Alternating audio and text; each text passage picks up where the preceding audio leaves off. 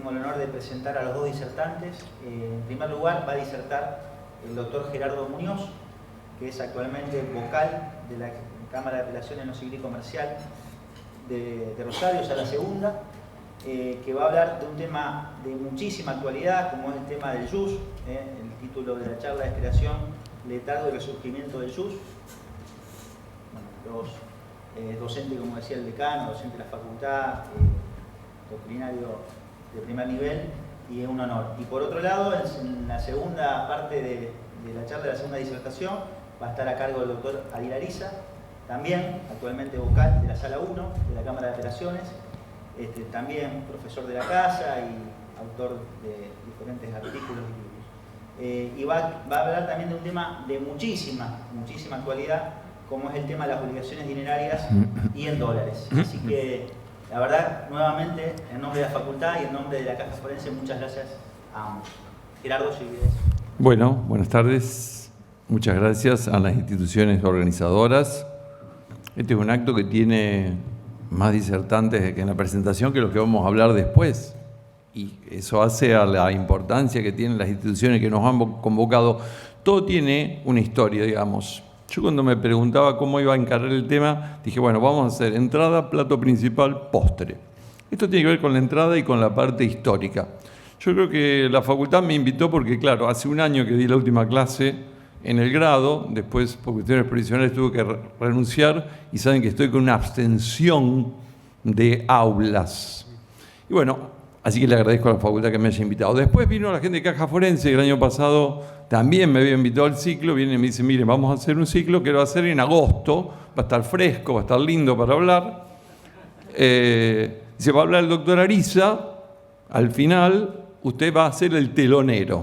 Vieron que ahora está el tema de Taylor Swift, Tambiónica, Red Hot Chili Pepper, y bueno, sí, cómo no tengo ningún problema, hacemos la introducción, viene llegando la gente para escuchar al doctor Ariza, yo le hago de telonero. El problema del telonero es que, claro, siempre se le complica la elección del tema. Yo empecé a pensar, acá hay profesores de la cátedra que yo integré y no me van a dejar mentir, entonces yo empecé a ver qué hit tenía para tocar antes que hable Ariel.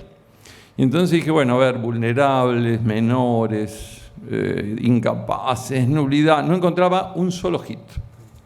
Entonces dije, voy a hacer un cover sobre jurisprudencia. Cover ahí que vamos a ver cómo nos va saliendo. Dije, no, bueno, vamos a hablar del ius. Si hay 3 letras que le importan al abogado, digo, si no voy a hacer una charla que apele a la sensibilidad del abogado, trataremos de tocar la víscera más sensible del cuerpo humano, que es el bolsillo. Entonces dije, bueno, vamos a hablar del ius. Las 3 letras más importantes del alfabeto del abogado. Tuve un debate en la sala respecto del título. La gente después no se acuerda mucho de lo que uno dice. Yo tenía la teoría que se acuerda de las primeras palabras, del final y de algún título, ¿no?, que puede convocar. Entonces, la primera idea que tuve fue bochada en la sala porque dije nacimiento, muerte y resurrección de Dios. Me dijeron, no, muy católico. Hay que ser ecuménico. Bueno, entonces buscamos otro título y quedó esto que también es pretencioso, esto de creación, letargo y resurgimiento. Pero bueno, me van a perdonar la licencia del título, porque si letargo coincide con un fallo que tenga que ver con la Corte Suprema, voy a tener problemas con mis superiores. Pero bueno, quizás tenga que ver con eso o no. Vamos a ver qué es lo que planteamos en el curso de la charla. Así que quedó así puesto: creación, letargo, resurgimiento, justamente cuando el ius en este año cumple 15 años. O sea, es la niña bonita del universo abogadil, porque fue aprobado en el 2008. Yo diría que yo entré al Poder Judicial en el 2010, prácticamente no tuve contactos profesionales con el ius cuando ejercí la profesión de abogado. Mi contacto estuvo vinculado a distintos fallos judiciales. Y me pareció interesante hacer una breve reseña de la cuestión del ius desde los primeros casos hasta ahora, hasta los últimos que tenemos, a través de casos jurisprudenciales. No estoy acostumbrado a hablar de casos en donde me ha tocado votar o participar. Debo decir, es la primera vez que hago alusión a ello. Entonces debo hacer una aclaración previa. Cuando cito jurisprudencia, no cito jurisprudencia destacándola como que sea la más correcta ni la mejor, simplemente como una jurisprudencia que existe, con las distintas opiniones que existen en las distintas salas que vamos a ver después sobre las cuestiones que vamos a plantear sobre el tema del ius. O sea que es simplemente un dato de fallos que existen, que han sido dictados y que inclusive muestran una readecuación de la jurisprudencia a los distintos tiempos y a los distintos momentos económicos. Es decir, un corrimiento, una relectura de las instituciones a través del periodo de tiempo. La verdad es que tampoco nos pusimos, y Ariel no me deja mentir, llegamos juntos a la facultad, vivimos a media cuadra y no nos pusimos de acuerdo con los temas que íbamos a tratar. Sin embargo, hay un eje común entre el ius y las obligaciones dinerarias y en moneda extranjera. Evidentemente que es un tema que nos preocupa a todos los que vivimos en este país en forma permanente, que es esta relación economía-derecho, máxime a 2 semanas de un balotaje electoral, etcétera, etcétera, etcétera. Ustedes pongan todos los etcétera, complételo con la determinación y con los nombres que quieran. Lo cierto es que el ius irrumpió en la vida santafesina ya por el 2008, fue aprobado en la reforma del artículo 32 de la ley 67-67, un texto muy largo, un texto en donde el legislador seguramente quiso que perdurara por mucho tiempo, porque si ustedes lo leen, nosotros siempre lo aplicamos la primera parte, y prevé determinadas hipótesis a futuro. Bueno, si el día de mañana hay actualizaciones, habla mucho de actualización quizás el texto, pero bueno, prevé hipótesis a futuro. Si alguna vez pasa esto, si alguna vez pasa lo otro, si alguna vez pasa aquello.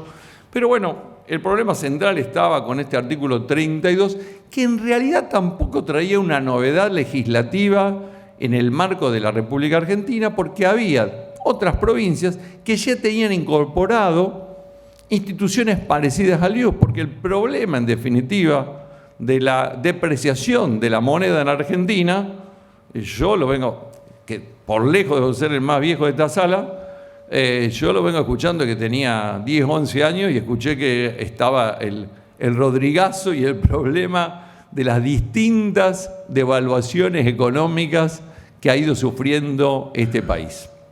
Es más, acá puede haber alguno que se recuerde, quienes han litigado en Argentina antes de la década del 90, recordarán que usábamos para actualizar las tablitas de indexación y multiplicaban por tabla de indexación, luego derogadas en la época de la ley de convertibilidad.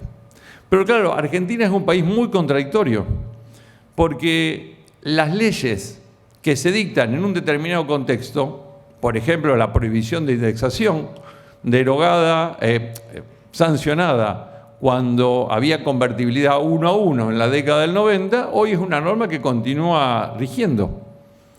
Claro, el 1 a 1 y se convirtió, graciosamente puedo decir, hoy es 1 a 1000, ya no es 1 a 1. Sin embargo, la norma legal subsiste exactamente igual que cuando estaba la paridad 1 a 1. Entonces hay una distorsión que sufrimos todos y que el abogado también lo tiene cuando tiene esta cuestión de cómo voy a compensar el tiempo que pasa entre mi regulación de honorarios, la apelación que no genera honorarios, el paso del tiempo, etcétera, etcétera. ¿Los intereses son suficientes? Parecería que no son suficientes o no eran suficientes, porque claro, cuando te apelaban una determinada regulación de honorarios no había mora, quedaba en suspenso, y todo el tiempo que mediaba entre la regulación y la resolución, que evidentemente, y no es porque esté en la Cámara ahora es muchísimo más rápido las resoluciones que salen en la Cámara de Apelación. No, mentira, esto es propaganda. ¿Lo están filmando esto? Bueno, después editamos esa parte. Pero bueno, el tiempo es un tiempo que siempre ha existido, que ha mediado y que originaba una distorsión entre la regulación y lo que se iba a percibir. Entonces viene el IUS. Fue en la etapa de creación, ¿fue tranquila la incorporación del IUS a la legislación arancelaria santafesina? No, no lo fue. No lo fue. Nosotros tuvimos en la sala, en el año 2012, para diciembre, miren, para fin de año, un caso que se llamó Freschi contra provincia de Santa Fe, 27 de diciembre. Están subidos en la página de jurisprudencia de la Corte Suprema de Santa Fe, donde la sala estaba integrada por el doctor Puccinelli, yo estaba como segundo vocal y el doctor Jorge Peirano, una sala integrada. ¿Y cuál era la situación que se había dado a 4 años de vigencia de el IUS? Había distintos pronunciamientos, algunos declaraban la inconstitucionalidad del IUS y otros a favor de la constitucionalidad del IUS. ¿Y dónde radicaba la problemática? Radicaba justamente en la cuestión de si el régimen de la ley 23.298 que impedía la utilización de mecanismos de actualización estaba siendo violentado o no por la incorporación del IUS. Ustedes me dirán, bueno, ¿y qué fallos había? Bueno, había variados. Las salas de la Cámara Laboral, la Sala 2, la Sala 3, tenían pronunciamientos a favor. Las 2 cámaras contenciosos administrativos de la provincia de Santa Fe tenían fallos declarando la inconstitucionalidad. La Cámara de Santa Fe en el año 2010, en el caso Guisolfo. La Cámara de Rosario, la Cámara Contencioso Administrativa, en el caso Sayas, con un voto 2-1 en minoría por la constitucionalidad del IUS del doctor Alejandro Andrada, vamos a volver después. La Sala Primera de la Cámara Civil y Comercial hace una referencia en un recurso de inconstitucionalidad también del año 2010 en Nuevo Banco Vicel contra Residencial Gerpalas, donde dicen que evidentemente la prohibición de la ley 23.928 no alcanza a la cuestión del IUS.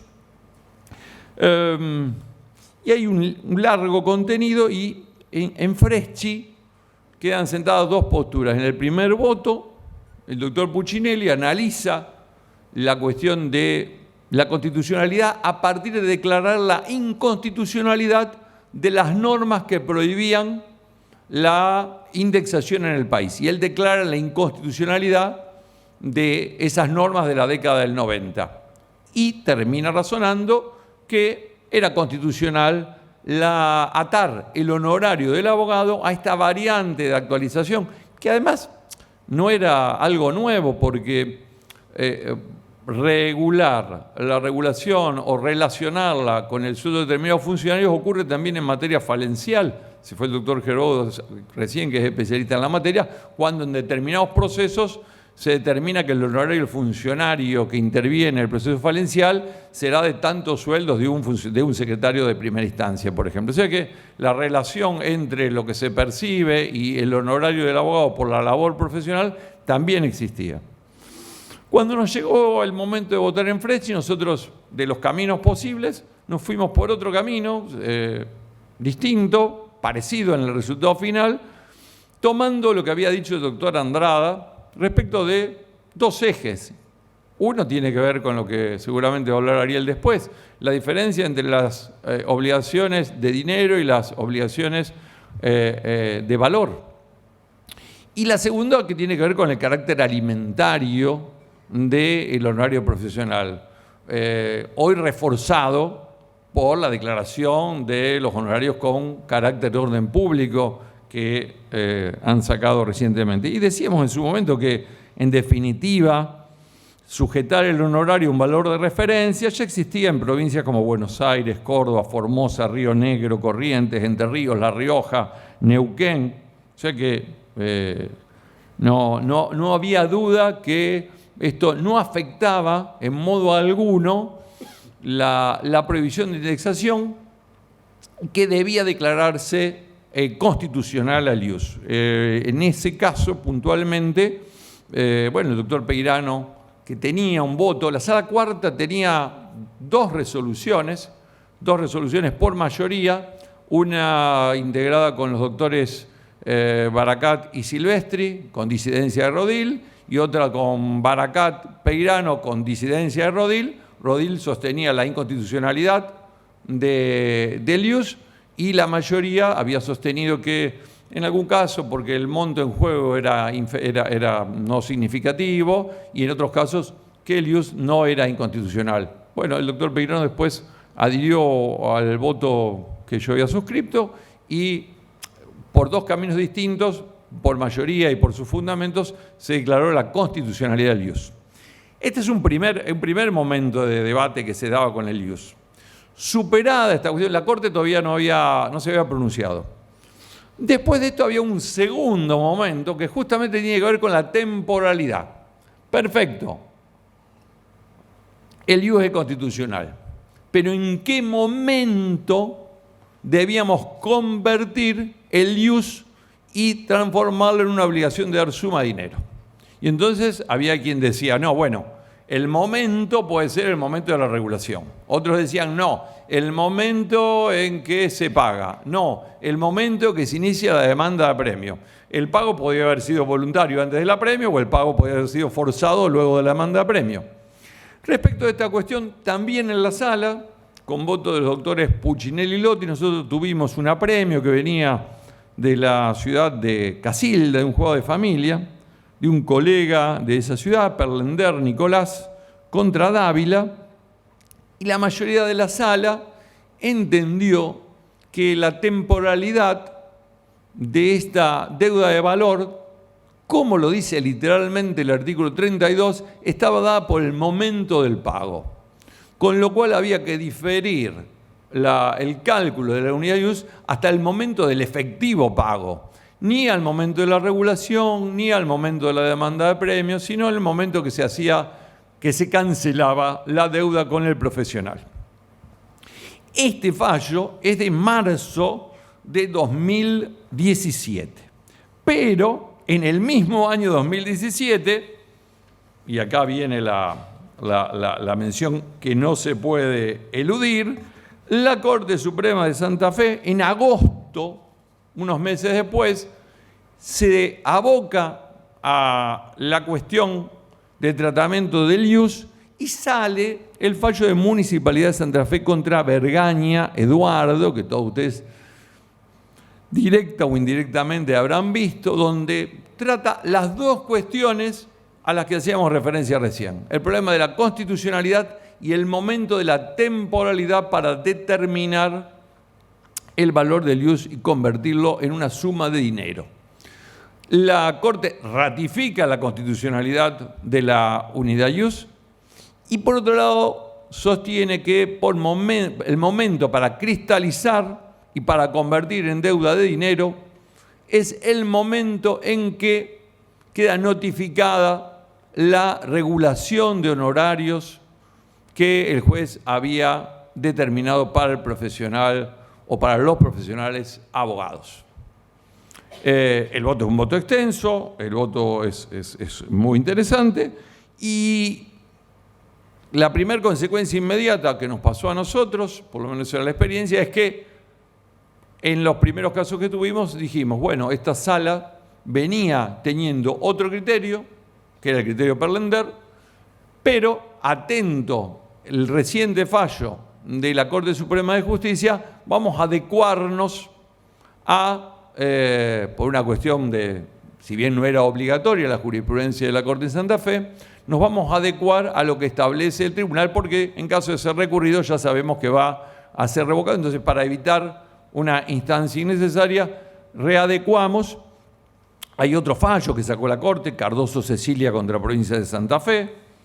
Yo le iba a leer todo esto hoy, pero después, en orden a la brevedad, se me ocurrió hacer como un extractito y ya vengo sacando como 300 páginas acá de la cosa, porque el hit tampoco puede durar tanto tiempo, por eso ustedes piden un bis, pero tenemos que escucharlo al doctor Ariza. El 2017 entonces viene a poner un momento de quiebre y de definiciones sobre el momento en que hay que cristalizar y definir en una unidad de suma de dinero al IUS y luego aplicarle, después de esa notificación, una tasa de interés. Lógicamente que según la tasa de interés, la tasa de interés ha tenido mucha importancia. Siempre citamos el caso Zamudio, el plenario de Buenos Aires, respecto a la importancia de la tasa de interés, pero a veces hacemos las cuentas y la tasa de interés sola no alcanza o corre en desventaja con una economía muy inflacionaria como es la economía argentina. Pasan 2 años y empieza a haber en las salas de Rosario un movimiento de revisión de lo que se había acatado a partir del fallo Vergaña, y sale un primer fallo en el año 2019, también de la Sala Cuarta, que es el fallo, a mí me tocó integrarla, fui tercero, voté 26 en ese caso, el fallo Priasco contra Pierri sobre rendición de cuentas.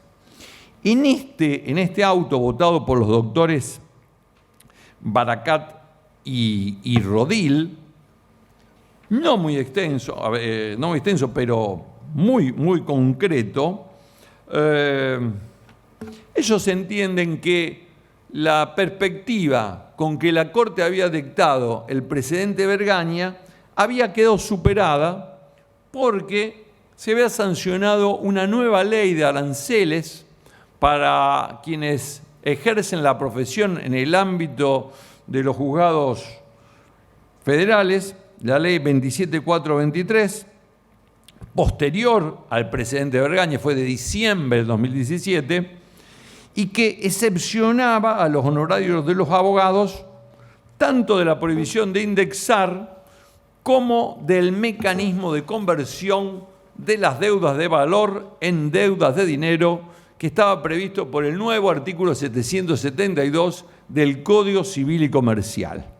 Entonces, entendía que los honorarios contemplados por ambas leyes, es decir, el 32 de la ley 6767, como la creación en la 27423 de lo que se llama en la ley federal UMA, Unidad de Medida Arancelaria, en ambos casos era un porcentaje del sueldo del juez. Y en ambos casos la redacción que habían utilizado los legisladores era similar. Es decir, en ambos casos se hablaba que se debía convertir la unidad, el IUS o el UMA, al momento del pago. Y que por lo tanto el momento del pago no debía ser considerado el momento que ha sido notificado, sino el momento en que efectivamente ese pago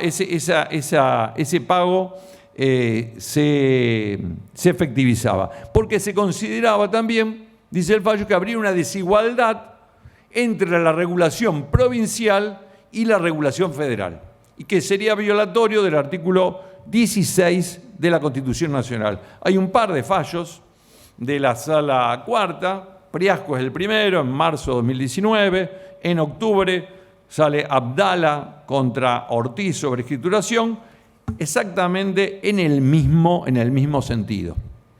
Luego empieza a haber algunos fallos que están vinculados con la Sala Primera. El tema de las integraciones, el tema de que, bueno, hoy en la Cámara somos de 12, somos 10 jueces, entonces eso hace que integremos el caso de excusaciones o recusaciones, hace que determinadas posturas que tienen las salas, bueno, a veces se ven modificadas por una integración que para el caso concreto ha modificado lo que es la integración originaria de la sala.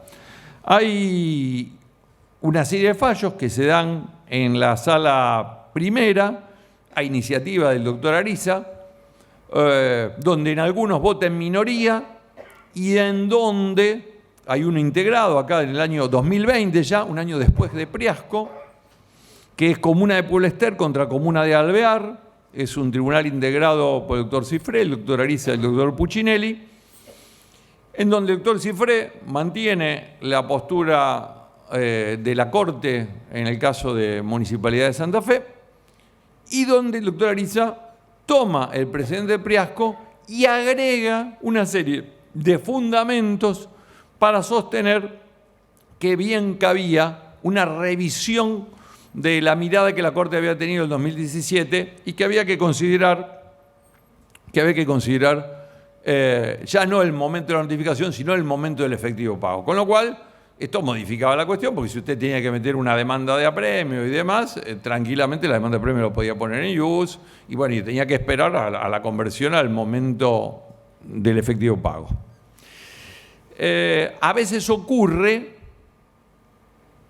que, no sé si ustedes se acuerdan, había una película antigua, no tanto quizás, que era Una tormenta perfecta, ¿no? El barco estaba en medio de la mar y se vienen distintos frentes.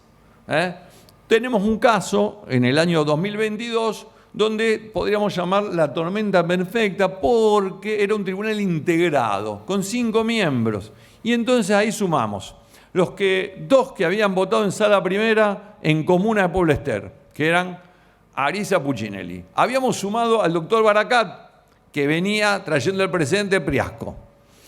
Y a mí me tocó el primer voto, o sea, de que lo único que tuve que hacer era tomar los ingredientes, un poco como en la charla de hoy, tomar los ingredientes, batirlos, coincidir y volcar lo que había pasado en esos antecedentes, porque yo estaba de acuerdo con lo que se venía sosteniendo en las salas. Y así sale en abril del 2022 con 4 votos, los 3 primeros y el doctor Baracat, que pudiendo votar 27, adhirió también al voto que habíamos sostenido, el fallo Jal-Jal. El Jal-Jal también está subido, toma como eje central a Priasco, e incorpora algunos detalles, muchos de los cuales son de la pluma del doctor Ariza, que dice, bueno, pero miremos cómo en Argentina, desde hace bastante tiempo, se utilizan en textos legales determinados índices a los efectos de mantener la paridad económica. Y había citas como, por ejemplo, el de la ley 26773, que establecía el índice RIPTE para la actualización de montos indemnizatorios resultando de daños derivados de relaciones laborales, la de la reparación histórica para los jubilados. Hemos tenido experiencias de índices en materia de créditos hipotecarios. Hemos tenido índices en materia, recientemente, en la cuestión locativa, y en ningún caso se planteaba que eran inconstitucionales en la relación con aquella vieja prohibición de indexar que te veníamos trayendo, que tenemos todavía vigente desde la década del 90. Y más allá del precedente que se cita a Mazzolo, que todos conocemos, del año 2010, de la Corte Suprema de Justicia, y del parámetro que entiende la Corte Suprema de Santa Fe cuando saca municipalidad, de ese nominalismo atenuado, se dice que convertir la deuda de valor al momento del pago en ningún momento significa una vuelta a un valorismo, sino simplemente tener en cuenta la realidad económica circundante, los problemas que genera una situación o una economía netamente inflacionaria, y que además esto ocurría en otras provincias y hasta en la ley nacional. Es decir, no era algo absolutamente distorsionado ni ajeno a la cuestión que ya sabíamos o que hemos escuchado de otros lados. Con lo cual se impone que la cancelación es al momento del pago, con independencia del momento en que la regulación pueda o no adquirir firmeza. Lógicamente que después había un ajuste allí con los intereses moratorios, es decir, se modificaba también el interés moratorio y quedó Jal-Jal allí dando vuelta. Después, en la sala, nosotros hemos tenido algunos casos que han llegado de planillas impugnadas y que han sido revisadas, y ese fue un poco el criterio que tenemos. Si ustedes me preguntan, ¿es un criterio mayoritario? Yo hice una compulsa, porque yo tampoco vengo acá a decir, por eso hice la aclaración al comienzo. La cita de fallos jurisprudenciales es una reseña de fallos que existen. A la par de estos fallos, como hemos dicho, hay otro que sostiene exactamente lo contrario. En una compulsa rápida diría que lo que he preguntado, si no después Ariel me corrige, en sala primera esta es una posición que él sostiene, pero que es minoritaria aún. En sala segunda es una posición mayoritaria sostenida por el doctor Puccinelli y por mí. En sala tercera perdemos con la postura. Y en sala cuarta, que ahora ha sufrido la ida de los 2 votantes de Priasco, también el doctor Bendolila por el momento sostiene la postura de municipalidad. Es decir, que de 10 vocales hay 3. Según cómo se te integre, o sea que ustedes fíjense cómo se integra, según cómo se integra, y van a tener la solución favorable o desfavorable según la postura en que estén, porque si son pagadores, por ahí les interesa otra posición. Pero lo cierto es que hoy no es una postura mayoritaria, digamos, numéricamente, pero según la causa y el tribunal que se integre, es una postura que hay en los tribunales de Rosario que viene a ser una modificación, no por descalificación, sino porque se entiende y se dice así, que la mirada que hubo al momento en que la Corte tuvo que valorar la cuestión en municipalidad, hoy creemos que puede ser distinta y hay una vuelta a Perlender, una vuelta a algunos criterios que existían desde antes del 2017. Este es el resumen, pero dije, bueno, en materia de ius vamos a hacer como un plus. 2 temas de anexo al tema ius que están ahora dando vuelta por las cámaras de Rosario. Y que tienen que ver, porque ahora ya no solamente tenemos la materia civil y comercial, sino que si hay colegas acá que intervienen en trámite entre las comisiones médicas, tenemos mucho trámite que tiene que ver con la regulación de honorarios ante comisiones médicas por reclamos ante ART. Respecto de esto se han planteado 2 cuestiones.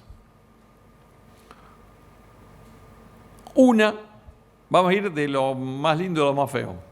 Vamos a hacer así disculpe que termine con lo peor, pero bueno, es así. A algunos a lo mejor no les resulta tan feo. Se ha planteado la cuestión de la necesidad o no de acudir a mediación cuando el abogado pide regulación de honorarios en los supuestos de actuaciones ante comisiones médicas. Hay juzgado de primera instancia que ante el pedido de regulación dice previamente cumplimente con la ley de mediación judicial obligatoria. Esto ha motivado distintos fallos en las apelaciones. Voy a arrancar al revés. La sala cuarta, me ha tocado compartir un voto con el doctor Bendolila y sostenemos que no hay necesidad en estos casos por el carácter obligatorio, por el carácter alimentario, porque no está determinado, por el carácter de la naturaleza, he tenido oportunidad de decirlo por ahí, de la naturaleza que tiene la regulación de honorarios, en una causa que voté en la sala en noviembre de 2022, que se llama Chicone contra Prevención. Hemos sostenido esta cuestión de que no era necesario. El doctor Cifré, en un voto con el doctor Bentolila, integrando la sala cuarta, que lo tengo por acá, también, que se llama Villasanti, ha dicho que no. Creo que la sala primera está saliendo en estos días un voto en igual sentido respecto de la no mediación, la sala tercera exactamente igual, y yo en sala 2 estoy en minoría. Digamos, la mayoría votó, por lo menos hasta el último caso que tuvimos, en que era obligatoria la mediación, ahí me quedé solito.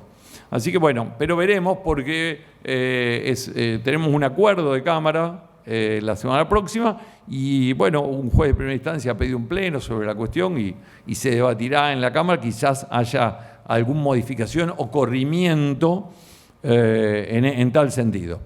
Pero bueno, es un tema que me parece que es de interés y preocupa y demás. La última cuestión, y ya vamos casi cerrando, así no los agotó tanto, tiene que ver con, bueno, está perfecto, el trámite de las comisiones médicas, ¿cómo se regula? ¿Como una actuación extrajudicial, como una actuación administrativa, una actuación al 50% o al 100%? En general, en primera instancia, están los dos criterios, del 50 y del 100. En general, salvo yo tengo el medio aislado, pero tengo voto por el 100% en la regulación en esos casos. La Sala Tercera tenía un precedente que se llama Pellegrino contra la Segunda en el 2022, pero ya en el 2023 ha cambiado el criterio. Acá tengo otro fallo que se llama Dumas contra Asociar, y la mayoría se pronuncia por la regulación hacia el 50%. Así que bueno, los que tenían expectativas del 100, acá, y los que tienen que pagar, ya que están por las aseguradoras, este es más o menos el perfil del criterio. Esto sería como el plato principal. Después viene el cierre, el corolario, la moraleja. No tengo muchas moralejas. Hoy me mandaron un video justamente de lo que uno experimenta antes de venir a dar una charla. Yo, por ejemplo, los 10 minutos antes de venir a dar una charla me pasa siempre que me odio. Pero me odio profundamente, me odio porque digo, ¿por qué dije que sí? ¿Por qué tengo que ir a hablar? La gente se va a aburrir, esto es terrible. ¿Por qué dije que...? Me odio profundamente, lo digo así. Después respiro, me calmo, lo disfruto, veo caras amigas, es un motivo de reencuentro y agradezco siempre porque probablemente lo que uno expone es muy poco en relación a lo que uno ha aprendido a consecuencia de tener que preparar esta charla. Así que agradezco a los que me invitaron porque hacen que uno mantenga esa ilusión de sentirse inquieto por tratar de transmitir, de compartir todo esto que hemos compartido en esta tarde. Así que les agradezco la atención y muchas gracias.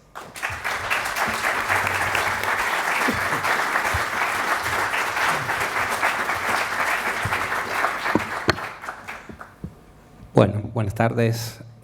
La verdad que un gusto escucharte, Gerardo, y esto permite tomar un punto de conexión entre lo que manifestaba Gerardo y esta temática que nos pusimos de acuerdo en desarrollar, en hacer algunos señalamientos como la obligación dineraria y las obligaciones en dólares.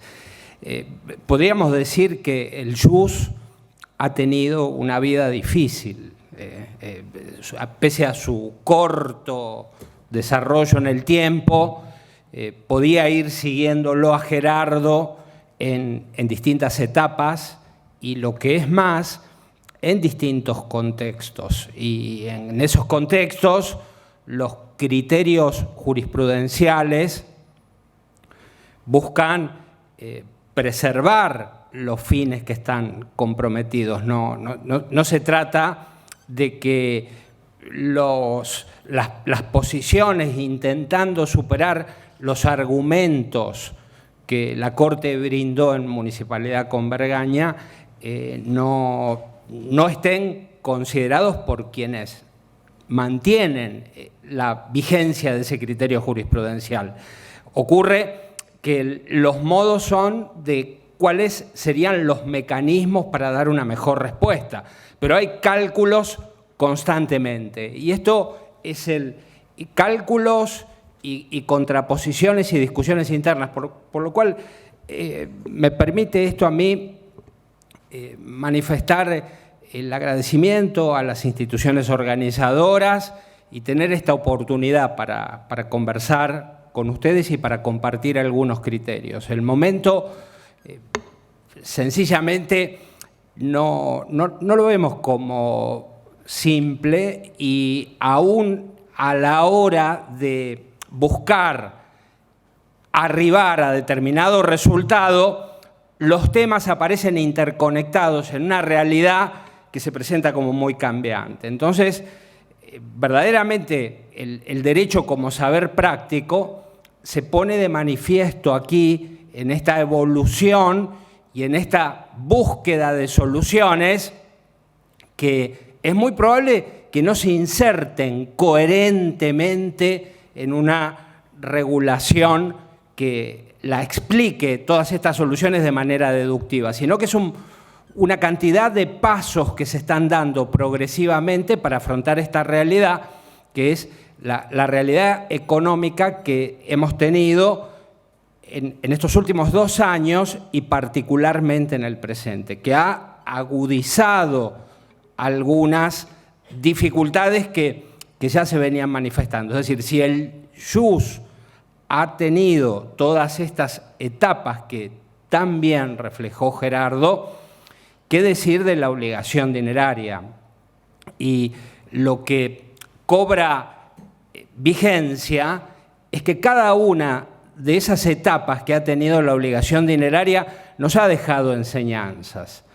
Y por supuesto que no para reproducirlas y extraerlas de manera cristalizada y aplicarlas al presente, pero hay un bagaje conceptual, hay mecanismos, herramientas y aportes que siguen teniendo mucha vigencia. El momento actual es un momento de coyuntura que es casi una bisagra en los razonamientos y en las soluciones jurídicas, que no se han dado en los momentos previos que ha tenido la ya extensa salida de la convertibilidad. Pero podríamos decir que incluso desde la vigencia del Código Civil y Comercial se han dado 2 periodos. Uno en el que se venía, si se puede así considerar, con una inflación anual que no superaba el 20%, lo que de por sí es mucho, hasta la etapa actual en la que en un ratito vamos a ver algunos valores y sería difícil que ustedes no se sorprendan con esa cifra, pues yo cada vez que lo veo me sorprendo pese a tener en claro cuáles son esos valores. Sigue generando un impacto lo que está pasando en estos últimos 2 años.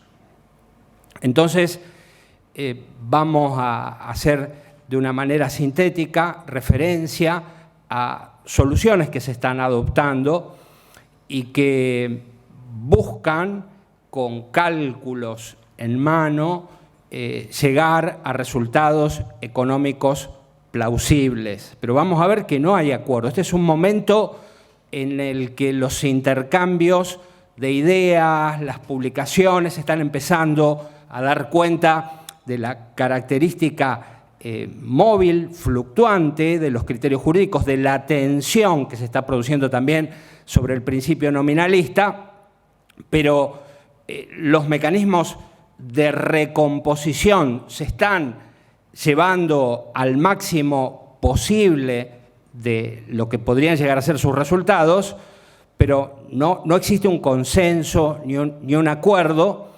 Y hay que señalar también que si bien nos encontramos en una situación de presión y de limitación jurídica marcada por la vigencia del principio nominalista, una vigencia que cada vez es más raquítica, una vigencia que cada vez es más débil, tampoco necesariamente nuestra situación sería más cómoda si se empezase a generar una solución repotenciadora generalizada, tanto por vía legal como por vía jurisprudencial. Estamos en un momento de dificultades, quizá lo estaríamos igual o más, superando imaginariamente este límite normativo legal que es el que nos genera estas dificultades, y lo cierto es que tampoco hay que pedirle al sistema obligacional soluciones que no pasan por él, sino que pasan sobre todo por la realidad económica. Vamos a pasar revista entonces a algunos criterios. Me interesa particularmente compartirlos, que se conozcan, que se debatan, para lo cual los hemos dejado disponibles en un repositorio a varios de los materiales que vamos a citar. Yo no sé si esto se pudo difundir, perfecto. Me estaba acordando que algún material me faltó, ya lo voy a recoger y lo voy a elevar, así que ustedes lo van a poder tener completo. Completo, entre comillas, porque el material es mucho y solo vamos a hacer esta tarde una referencia que sea breve, que intente ser ágil y que deje solamente efectuada algunas marcas de criterios que no se los puede considerar ni definitivos ni estables, sino que es probable que puedan ser superados de acuerdo a la dinámica que tome la realidad económica. Pero los criterios jurisprudenciales y doctrinales y las propias discusiones están y ya de por sí constituyen una base para esa tarea tan dificultosa que tienen ustedes, que es la de tratar de brindar un panorama más o menos predecible para las relaciones contractuales, para los programas de conducta que duren algo en el tiempo. No es factible pensar que las únicas operaciones que tengan certidumbre son las celebradas al contado o directamente con intercambio de bienes que no estén afectados por las obligaciones dinerarias. Las obligaciones dinerarias están presentes en los distintos tipos de compraventas, en el sector inmobiliario, en los bienes muebles, en los actos a título gratuito, en las donaciones, en los contratos de obra, en los contratos de servicio, de los cuales ustedes pueden dar cuenta cotidianamente, como quedó muy en claro, y todo este contexto de dificultades se proyecta a prácticamente la totalidad de las áreas de la economía. Si nosotros queremos hacer alguna relación de los temas, como para que nos representemos un poquito qué itinerario podríamos tocar para esto que es una especie de compendio jurídico muy amplio del que no podríamos pretender seriamente dar cuenta en los pocos minutos que vamos a estar aquí tratando de dar algunas claves. ¿A partir de qué recorrido podríamos ir basándonos? Bueno, establecer una primera pauta en recordar algunos principios de las obligaciones dinerarias, solo lo que nos inciden actualmente. Referir a, cuando hablamos de obligación dineraria, no está mal volver a detenernos en esos conceptos básicos del dinero y sus funciones. No es porque esto sea un desarrollo meramente teórico, sino porque en determinado tipo de obligaciones, como son las obligaciones en moneda extranjera,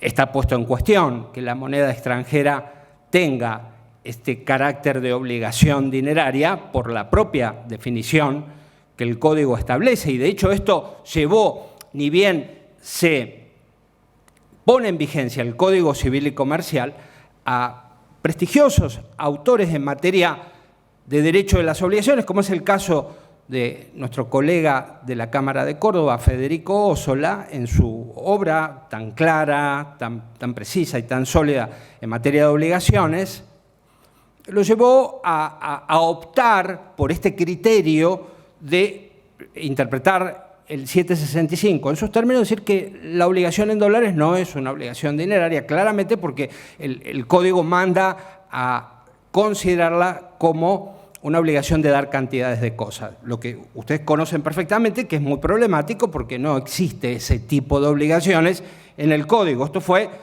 algo que se presentó allí.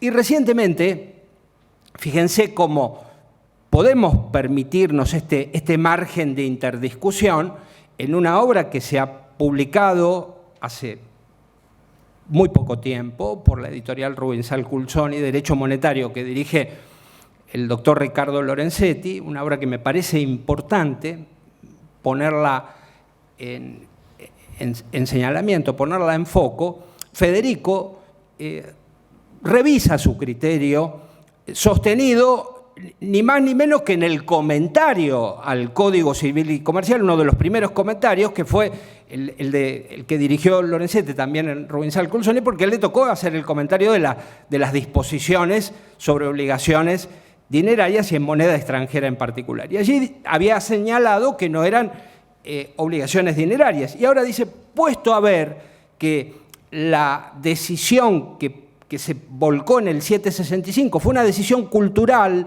de pretender terminar con esa manera de otorgarle a la moneda extranjera, concretamente al dólar, ese lugar de comparación en todas las transacciones, sostuve esta postura.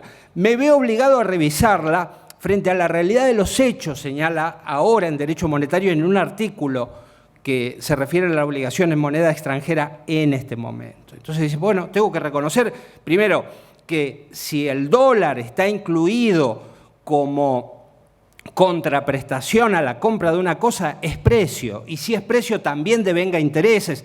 Todas las consecuencias, dice, rectifico aquella posición que no la siguieron otros autores, como Pizarro, y ustedes ven que estamos en un momento en el que la realidad económica nos lleva a esa reelaboración. Decimos, régimen de la obligación dineraria. Cuando apelamos a esta situación, hoy por hoy, quizá el problema dominante es medir el alcance del nominalismo establecido por los artículos 7 y 11 de la Ley 23.928.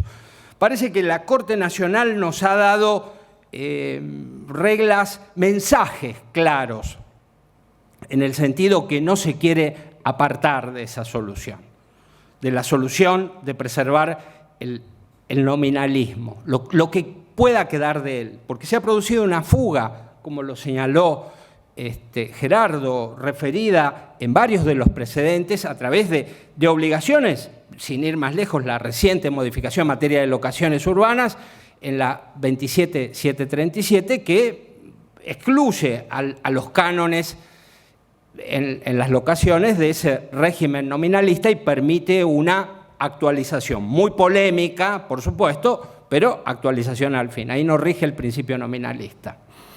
Y vemos, sin embargo, que esta tensión que cómoda o de una manera inquietante podíamos observar desde los estudios jurídicos hace 3 años atrás, sabiendo que si a alguien no se le pagaba, habría un reconocimiento de intereses, que veríamos cuáles y qué relación tenía con la inflación, o que si se resuelve un contrato y hay que devolver cuotas pagadas, también esto iba a encontrar un resarcimiento. Ahora, observando que en 4 meses esto puede suponer una modificación del 40% de ese valor, ya el nominalismo está tensionado al máximo. Y después vamos a observar cómo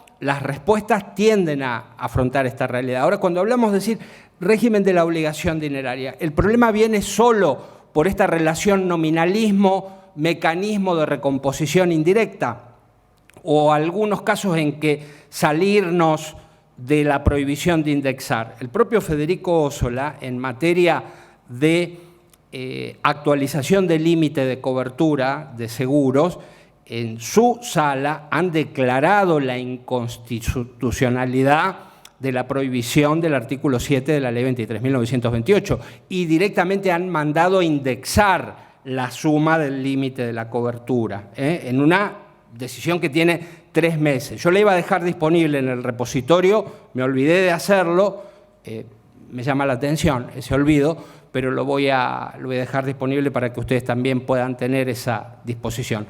La doctora Fabiana Compiami refiere esta decisión en el propio artículo que corresponde hacia autoría en la obra Derecho Monetario, que refiere el derecho del seguro y la inflación, pasa revista a qué está pasando en los tribunales con la actualización de los límites de cobertura, con la actualización o con la repotenciación de esos límites o con la readecuación también, como se le llama. Y analiza el criterio de esta sala de la Cámara Civil y Comercial de Córdoba y lo critica, dice, bueno, no corresponde que en materia de seguro se dé esta solución tan casuística y un poco caótica y asistemática. Decimos, vigencia del principio nominalista, excepciones legales, excepciones jurisprudenciales, mecanismos para poner a tono con la inflación, tipos de intereses. Acá la Corte Suprema de Justicia de la Nación este año emitió un fallo, el fallo García contra Hugo Fey, que ustedes lo deben conocer, está también en el repositorio, un fallo que da para la consideración. Y después vamos a hacer alguna mención concreta. ¿Qué otro tema en esta materia? Hoy por hoy, decimos, nos convoca cuando tenemos que analizar el problema. Y los problemas de anatocismo, la figura, el instituto del anatocismo, que sigue siendo marcadamente excepcional, nos lleva también a medir su lugar en el contexto de tanto crecimiento inflacionario. Digo, no es ajeno la lectura del anatocismo porque a veces se tiende a la aplicación de tasas capitalizadas y esto es algo que evidentemente confronta con un principio de orden público sostenido como prohibición genérica del anatocismo y su reconocimiento en determinados casos. El tema del fallo de la Corte Nacional en Hugo Fey, en García con Hugo Fey, reeditó la modificación que sentó el Código Civil y Comercial en materia de intereses moratorios, suprimiendo lo que era el criterio del código anterior, vigente y pacíficamente durante mucho tiempo, que era que en el caso de falta de determinación del interés moratorio correspondía al tribunal, a los jueces establecer ese criterio, cuál va a ser ese interés. Ahora dice, debe hacerse conforme a la reglamentación que efectúe la autoridad monetaria. Esa reglamentación no se ha efectuado, hay autores que dicen es dudoso, hay posiciones doctrinales mayoritarias que dicen no correspondería entender que se ha modificado el criterio de determinación judicial siempre. Bueno, la Corte, en un considerando que parece dado a mayor abundamiento, hace suyo el dictamen del Procurador General y después dice, por lo demás, tampoco se ha fijado, era el doble de la tasa activa, tampoco se ha fijado una tasa que sea de las que admite el Código en materia de intereses moratorios, porque no es una tasa reglamentada. Después vamos a hacer alguna consideración en particular. Pero ven ustedes cómo los temas circularmente nos obligan a la consideración de un conjunto de problemas, no a una mirada separada, porque todos están de alguna manera interconectados. Incidencia de los cálculos. Este es otro aspecto que forma parte de la realidad y de la práctica en los estudios jurídicos y en las decisiones que se elaboran en los tribunales. Es decir, la gama de criterios de repotenciación que hoy en día hay que tomar, sí, el daño corresponde a un gasto que efectuó la parte afectada antes del planteamiento de la demanda. Si el daño corresponde a una estimación que se efectuó en el escrito de demanda, si el daño corresponde a una estimación que se practicó en la peritación, o si el daño lo establece a valor actual el juez en la sentencia. Cada uno de estos supuestos habría de ameritar la fijación de una tasa de interés diferenciada. Fíjense ustedes, y es más, y no hay acuerdo respecto de cuál es esa tasa de interés. Si ustedes me permitan que me adentre muy brevemente en esta cuestión, refiriendo a criterios que están bastante consolidados en la práctica de cálculo de los daños y perjuicios en la jurisprudencia local. En una interpretación que ya quedó desactualizada del precedente Zamudio de Martínez de la Cámara Nacional en lo civil, se consideró, para hacer este salto de lo que era la determinación de intereses moratorios de los daños y perjuicios como heredada de la convertibilidad y de la posconvertibilidad sin tanta inflación, en Zamudio de Martínez se dijo: se puede recurrir a la tasa de la cartera activa del Banco Nación. Fue el gran paso a la tasa activa. Pero todavía con esa herencia de la convertibilidad, digo, salvo que esto pueda conducir a desvirtuar económicamente el resultado del pleito. De acuerdo a lo que haya pasado a lo largo del pleito, es decir, a dónde se determinó cómo incidía esa tasa activa, si a lo mejor ya estamos tomando un valor muy actual y si por algún motivo se puede producir una distorsión. En una primera interpretación auténtica de ese criterio, esto llevó a que si se establece el valor en determinado momento o en la sentencia, el daño moratorio desde la fecha del hecho hasta esa estimación actualizada del daño se efectuaba a una tasa pura, porque no habría tenido razón de ser aplicar la tasa activa a un valor que ya estaba actualizado. La lógica se entiende bastante bien, y de allí en más sí aplicar la tasa activa, que tiene ese componente de actualización monetaria. Este es un criterio que de manera bastante pacífica sigue vigente en nuestra determinación de daños y perjuicios. Pero sucede que en la Cámara Nacional en lo civil se han producido modificaciones jurisprudenciales muy distintas de este criterio. Y está en elaboración, hay al menos 3 criterios. Hay un artículo del doctor Enrique Pita del año pasado en la revista La Ley, creo que lo dejé disponible, en donde él analiza qué está pasando en las distintas salas de la Cámara Nacional en lo civil. En García con Hugo Fe, la Corte invalida uno de estos criterios, que fue un criterio que, se puso en vigencia por distintos vocales de la Cámara Nacional en lo civil, que dijeron: desde la fecha del hecho hasta la entrada en vigencia del Código, tasa activa del Banco Nación. Yo pienso que ustedes están registrando. Es decir, nosotros actualmente aplicamos el 8% anual, porque los valores los estamos estableciendo hasta este momento, o aplicamos el 8% anual desde la fecha del hecho hasta la determinación por la pericia. La Cámara Nacional de lo Civil decía: por ese periodo moratorio, tasa activa del Banco Nación. Desde la vigencia del Código Civil, sin que se dijese mucho, el doble de la tasa activa, alguna sala.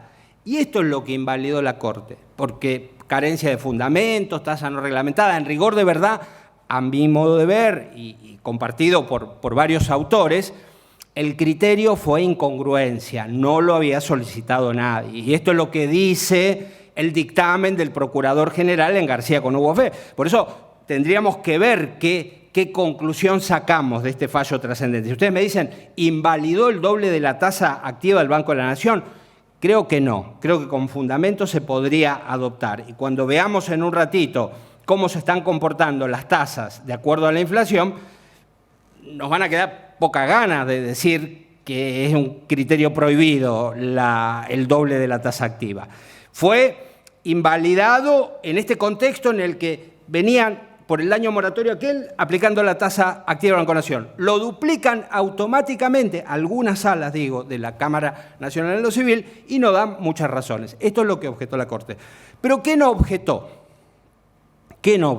No objetó que por el periodo anterior el daño moratorio, siendo que los valores todavía no estaban actualizados, era la tasa activa del Banco Nación, y es lo que hacen algunas salas. La Sala A de la Cámara Nacional en lo Civil, integrada por el doctor Sebastián Picasso, dice: no me vengan con el 8, yo estoy resarciendo la mora, no le puedo reconocer al deudor que venga a pagar por este periodo de mora el 8% anual a activa del Banco Nación. Ustedes vieran, porque nosotros los estamos analizando y ustedes también los analizan constantemente, la diferencia de resultados. Si uno pone por el periodo desde la fecha del hecho hasta que establecen los valores actuales, el 8, tasa pasiva o tasa activa. Las indemnizaciones son absolutamente distintas y así lo reconocen los autores que están analizando estas diferenciaciones, como es el caso del doctor Pita en este artículo que les menciono.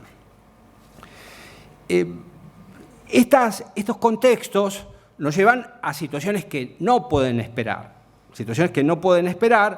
en las que el nominalismo no da ninguna solución que se pueda avalar, como los supuestos de revisión de compraventas en cuotas, compraventas como las de lotes por mensualidades, en donde no se podría entonces vender un lote en el marco de la Ley 14.005. Aclaremos que en el caso de la Ley 14.005 no solo rige el principio nominalista, sino una disposición legal que de manera expresa que dice que el precio debe ser inamovible, debe ser fijo. En los límites de coberturas de seguros, ¿cómo vamos a calcular una indemnización acá y atenernos al límite que se fijó hace 2 años eventualmente? En la devolución de cuotas, en los rescates de cuotas de planes de ahorro, entre otras. Estas situaciones han ameritado determinadas soluciones.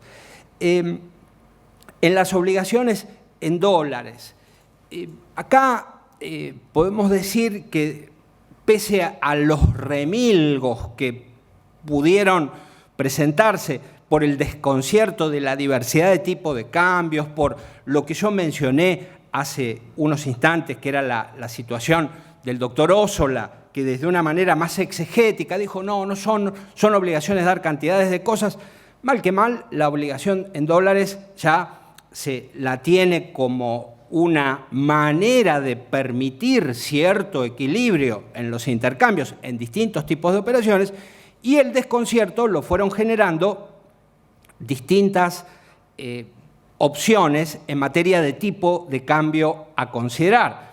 Inicialmente también lo prefijó un poco la duda si esta posibilidad de conversión que establece el 765 se sustentaba en una prohibición de orden público. Y esto la doctrina tímidamente lo fue alivianando, pese a que a los primeros tiempos del 765, allá por el 2015, se fueron insinuando algunas posturas, no se podría convenir algo en contrario, la jurisprudencia todavía no decía nada.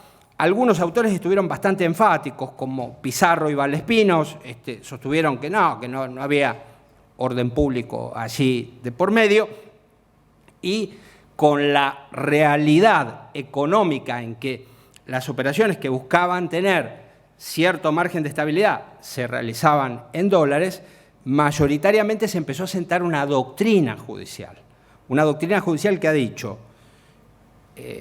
toma en cuenta, el código no es coherente en el 765 porque en materia de préstamos bancarios, en materia de depósitos irregulares bancarios también, la apertura de cuenta corriente, es decir, en los mismos artículos del código se dice que la especie que hay que devolver es la de la misma moneda que se haya establecido. Entonces ya la jurisprudencia hoy por hoy no muestra pareceres casi discrepantes, incluso acá en la Cámara de Rosario, respecto de que se puede convenir algo diferente. Las partes pueden, en ejercicio de la autonomía de la voluntad, decir cómo quieren resolver el pago de esa obligación en dólares. Esto va a tener vigencia y pueden establecer el tipo de cambio. Y si no lo establecen, entonces ahí se abren las opciones. Una opción que inicialmente parecía la que más condicionaba, que era el tipo de cambio oficial, enseguida se vio que no era una opción que respondiese a la realidad económica. Y entonces, en la sala que integramos, se estableció el criterio de acudir al dólar MEP, como para permitir que a través de las operaciones bursátiles el acreedor pueda disponer de la cantidad de dólares comprometidos en el título de la obligación. Otros criterios son los del contado con liquidación. Y esto ha tenido lugar tanto para establecer bases regulatorias de honorarios cuyo objeto discutido eran dólares, como también para distintos tipos de operaciones. Algunas operaciones en títulos de crédito, en pagarés, y otras obligaciones como un fallo que acabamos de emitir hace 6 días, que está debidamente notificado, un fallo de una operación inmobiliaria bastante considerable en un emprendimiento de la ciudad, en donde se planteaba una consignación a valor oficial, se invocaban disposiciones también de defensa del consumidor, se invocaba la dificultad, casi la imposibilidad de pago por el cepo cambiario, y fueron todos estos argumentos. Por supuesto que lo de el encuadramiento en materia de consumidor dependía de la circunstancia fáctica específica. Y se desestimó también la imposibilidad de pago por la existencia del cepo, y se estableció en una cantidad que era importante la conversión a dólar MEP. Destaco esto porque es un criterio bastante mayoritario en la jurisprudencia. Sin embargo, la Cámara Nacional en lo Comercial, Sala D, la que integran conocidos para ustedes, el doctor Pablo Heredia y el doctor Basalo, entre otros, además de otro colega, está sosteniendo un criterio, y lo hizo en una ejecución hipotecaria que se publicó hace muy pocos días en la revista La Ley, con una nota a fallo crítica, la aplicación del dólar oficial más el impuesto país más el impuesto que se agrega por una resolución de AFIP, que queda un poco más parecido a lo que es el dólar solidario, un poquitito más arriba, pero no llega a ser, da Heredia y da la Sala en lo Comercial el criterio de por qué no correspondería el contado con liquidación y demás tomado como referencia. Hay que tomarlo en cuenta como algo que está ocurriendo, pero señalar que no es el criterio mayoritario en la jurisprudencia. Ossola considera todos estos criterios en la obra que les menciono de Derecho Monetario.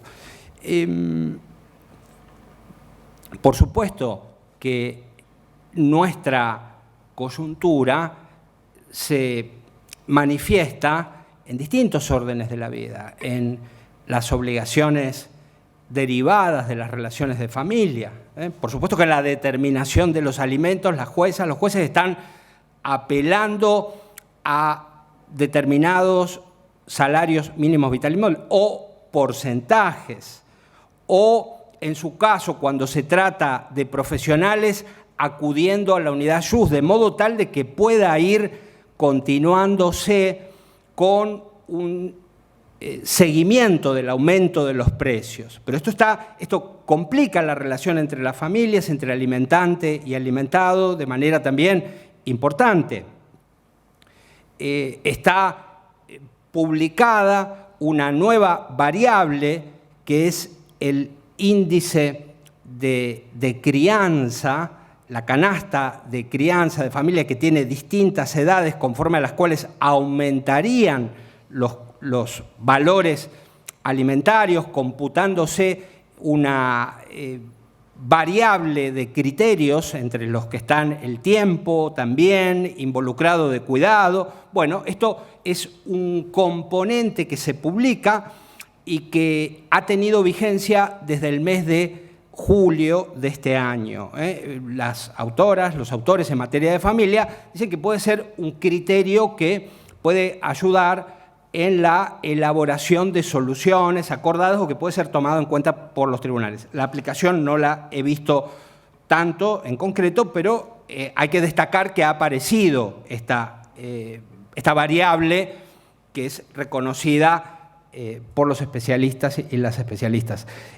Por supuesto que en materia concursal no hemos registrado tantos tantas situaciones, pero qué duda cabe de las licuaciones a que podrían haber lugar, sobre todo en propuestas que no contemplen de algún modo esta variabilidad. Es decir, se podría licuar rápidamente el crédito de quienes estén afrontando un proceso concursal de su deudor.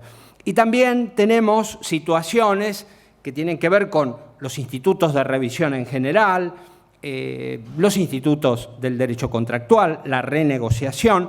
Cuando hablamos de institutos de revisión, hoy por hoy se están dando, sobre todo en el ámbito de la justicia federal, revisiones de préstamos bajo la modalidad UVA. Hay fallos de primera instancia, algunos de Mendoza, que ya han admitido la revisión por imprevisión de créditos UVA. Esto ya está siguiendo su camino, no detecté fallos de segunda instancia, pero sí lo quería mencionar para que veamos que el panorama al que tan bien refería Gerardo comprende a la obligación de la cual es acreedor el abogado, la abogada, pero que está en la situación de tensión que están y estamos acreedores y deudores en general, y por supuesto que no estoy mencionando lo que ocurre en materia de obligaciones derivadas de las relaciones de trabajo. Ustedes conocen que la Cámara de Apelación en lo Laboral de Rosario emitió este año un acta acuerdo en donde determinó 2 tipos de intereses. Para quienes quieran consultarla, la dejé disponible también en el repositorio el contenido de ese acta. Podríamos simplemente mencionar de dónde surge el principio nominalista en el 765, es decir, este recorrido por estas disposiciones que son básicas nos ayuda en una relectura constante de las soluciones.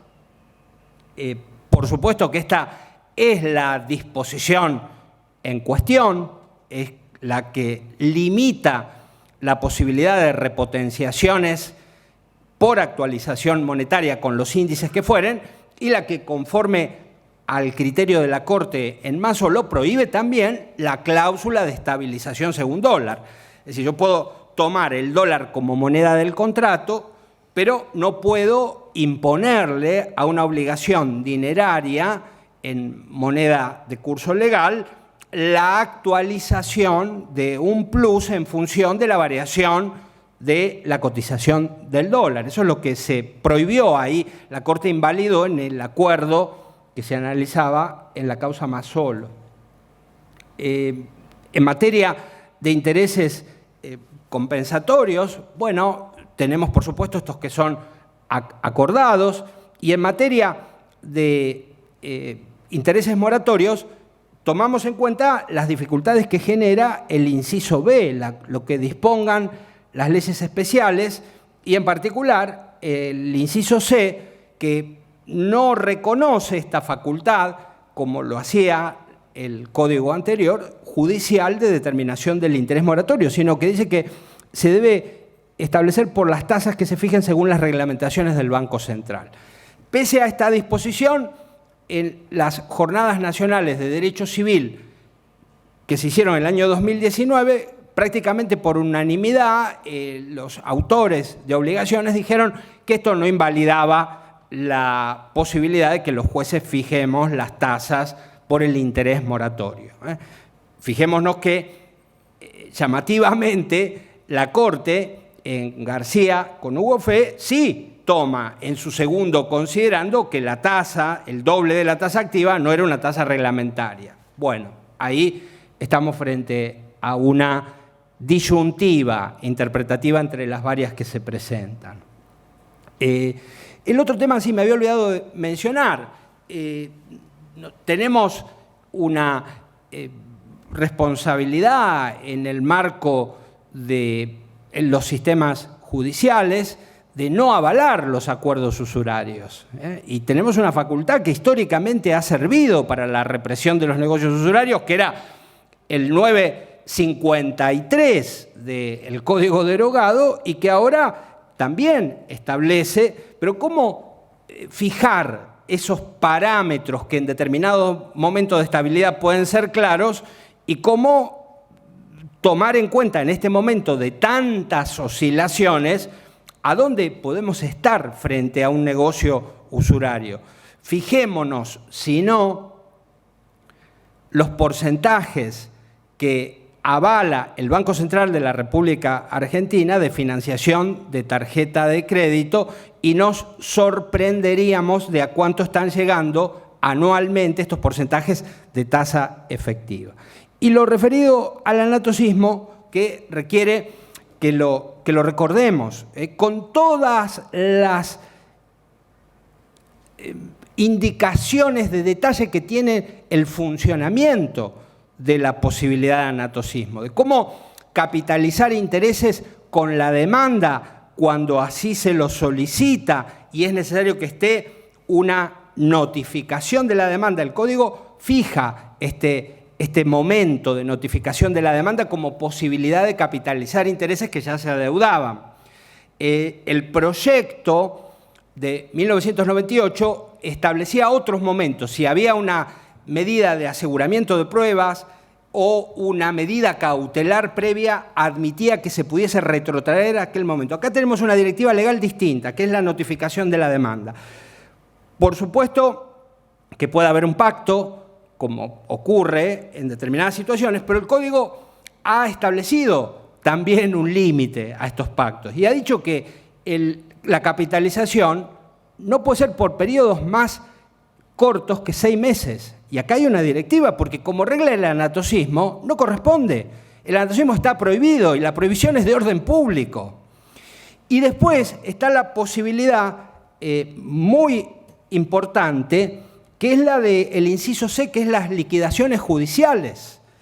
Y acá, cuando tenemos una sentencia y hay una liquidación, es factible que se efectúe una capitalización de intereses una vez que se notifica la liquidación efectuada. El Código habla de intimación y se entiende que hay una equiparación. Esto habilita a una discusión, es la de que si con la ejecución no se cubre la totalidad del saldo, si pueden seguir capitalizándose intereses por vía de este procedimiento. Hay autores que han dicho históricamente que no, Busso, autores clásicos que no lo admitían, y hoy en la actualidad hay una mirada, como yo les digo, de contexto, esta manera de flexibilizar algunos conceptos. En materia de anatocismo hay que tener mucho cuidado cuando se flexibiliza por los resultados a que conduce. Pero en este punto podemos decir que hay autores que admiten que puede haber capitalizaciones ulteriores. Acá estamos, ¿no?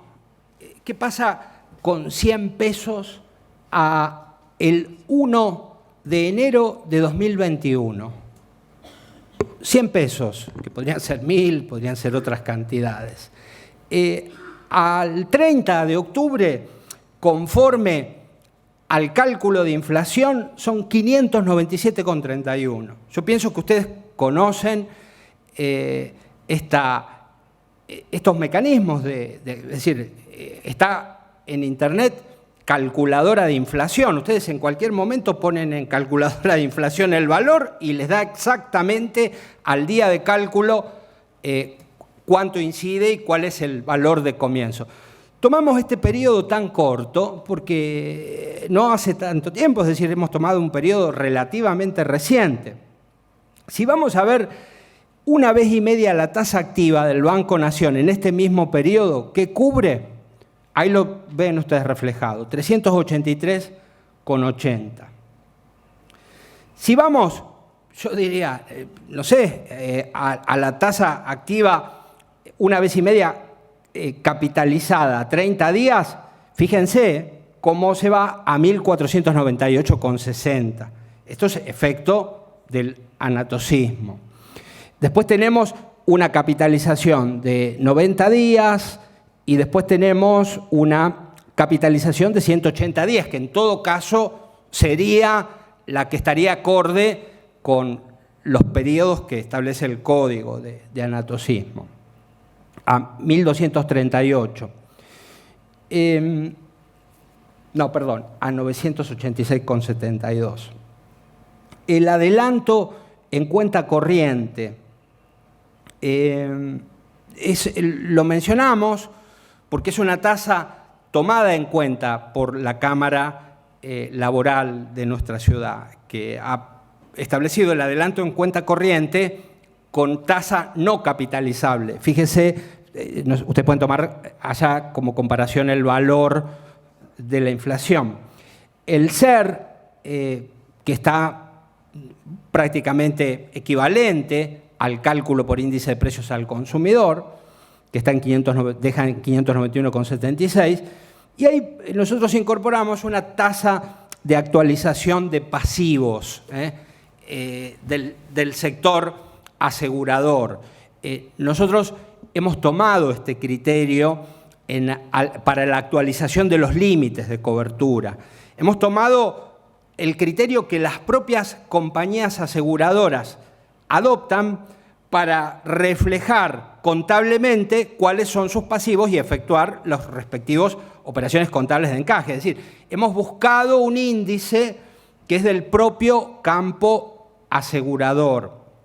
No tenemos el último, nos quedamos ahí en agosto, porque a veces también los índices no están tan disponibles y hay que pelear por los índices. En materia de restitución de cuotas de planes de ahorro, hemos tomado el índice de aumento de precios del sector automotor que brinda la Cámara. Ellos hacen el reflejo de lo que todas las concesionarias, y quiero expresar que es un índice que está muy por encima de 1,5 veces la tasa activa, porque los autos han incrementado su valor de manera importante. Quiere decir que los valores de rescate de las cuotas los hemos actualizado por este índice de aumento del precio de los vehículos automotores. Ya a esta altura, a ustedes les debe resultar evidente y en qué quedó el nominalismo en estos casos. Claro, hemos encontrado que era necesario un modo de recomponer, tanto sean las cuotas de las compraventas de inmuebles vendidos por mensualidades, como la devolución de cuotas en planes de ahorro, como los límites de cobertura, y todo esto está pasando con criterios que han tenido que ser decididos a lo largo de este año. En materia de determinación de daños y perjuicios, ya hemos señalado cuáles son los criterios que hay que adoptar de acuerdo a qué momento es el que tomamos como de fijación del valor del daño. Si es un momento histórico por un gasto, si es el daño moral que estimó el actor en su demanda y coincidimos que es ese y lo tomamos ese valor histórico, desde la fecha del hecho hasta la determinación de ese valor en la demanda, irá la tasa de interés que corresponda, que todavía en los criterios pacíficos de la Cámara de Rosario es el 8% anual, aplicando la vieja interpretación de Zamudio de Martínez. En otros tribunales del país ocurren otras cosas, y desde la determinación de ese daño hasta la fecha de la sentencia es muy probable que sea la tasa activa del Banco Nación, 1,5 veces la tasa activa también, y a posteriori, cuando uno establece ya el plazo y la sentencia de condena, y ya hay mora en el cumplimiento de la condena, bueno, 1,5 veces la tasa activa, como ustedes lo ven, no cubre por el incumplimiento moratorio ni siquiera el valor de la inflación. Con lo cual, entonces, acá venía la pregunta. Es decir, si damos todos los fundamentos del caso, bueno, no sé, se podría acudir al doble de la tasa activa. Estamos ahí en una situación un poco dudosa, de acuerdo al alcance que le demos a la interpretación del fallo García con UOFE. En materia de aplicación de fórmulas, quiero decir que estamos levemente en una situación también de inestabilidad, sobre todo cuando hay que determinar incapacidades y sobre todo cuando las incapacidades provienen de distintos tipos de ingresos. Vamos a suponer que la persona tiene un ingreso formal y acompaña en determinado momento un recibo de sueldo. Claro, que lo haya acompañado el año pasado y yo la fórmula la tengo que aplicar hoy, cambia sustancialmente el resultado al que puedo llegar con la aplicación de la fórmula. Con lo cual, apelamos a la búsqueda de, si tengo la posición que tenía, buscamos convenios colectivos de trabajo que nos indiquen cuál sería. Cuando no hay demostración de los ingresos, aplicamos el salario mínimo vital y móvil y consecuentemente allí nos atenemos al último, al que sea del momento de la determinación. Pero quiero expresar que en esta materia de cómo calcular, ya después será otro problema, como ustedes lo saben, mantener la incolumidad de ese reconocimiento para el futuro y también ver qué interés moratorio aplicamos desde que, porque ahí estamos, ¿no es cierto?, en el juego de ambas variables. Acá tenemos uno de los precedentes, porque acá la Corte Suprema de Justicia de la provincia acertadamente invalidó el respeto al nominalismo, es decir, la aplicación de un índice en materia de compraventa de lotes por mensualidades proviene de un fallo de la Corte Provincial, que está referido en este precedente. Los fundamentos de todos los precedentes son bastante extensos porque elaboramos en conjunto esa cantidad de reflejos legislativos que han llevado a apartarse del nominalismo y a utilizar índices, de los que Gerardo daba cuenta en determinados criterios sobre jus. Estos son parte de los precedentes, pero ustedes tienen los precedentes en su totalidad como para ver los fundamentos que puedan servirles. Y acá hay una referencia a algunos criterios. Ustedes van a encontrar algunos precedentes más. Ayala es el caso del límite de cobertura.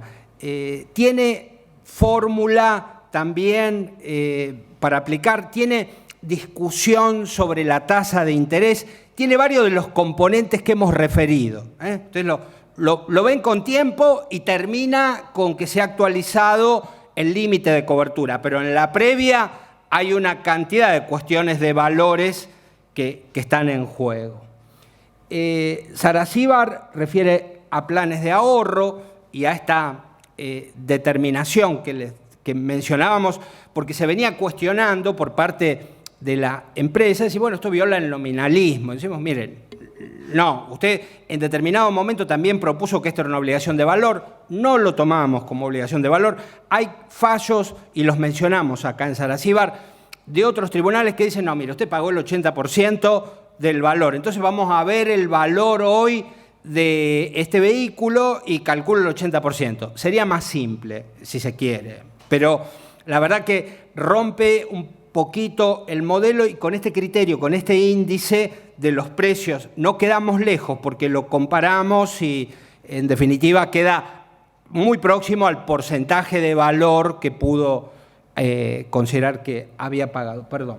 Y tenemos Jonte, que ya lo mencionamos, Pelufo con Inchauste y otros precedentes más, varios hay, 2, 3 o 4 en materia de obligaciones en dólares, y el último que es Ibaldi con Alto Palermo, que era el que les mencionaba que salió hace muy pocos días, en donde se definieron unas cuantas situaciones de obligaciones en dólares y la aplicación del dólar MEP.